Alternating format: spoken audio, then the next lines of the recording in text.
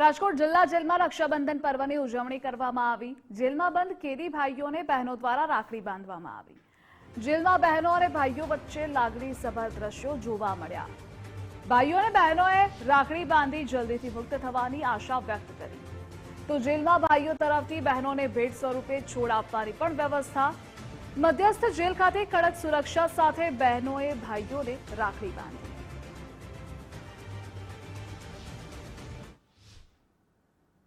જેવી રીતે સામાન્ય માણસો પણ ભાઈ બહેનો પણ જે ઉજવે છે એ રીતે જેલના કેદીઓમાં એક માનસિક શાંતિ અને સંતોષની ભાવના પેદા થાય અને એમને પસ્તાવાના ભાગરૂપે પણ એ લોકો કંઈક વિચારી શકે અને સમજી શકે એ હેતુથી એમની સગી બહેનોને અહીંયા રક્ષાબંધનનો પર્વ ઉજવવા માટે રાખડી બાંધવા માટેની વ્યવસ્થા કરવામાં આવી છે।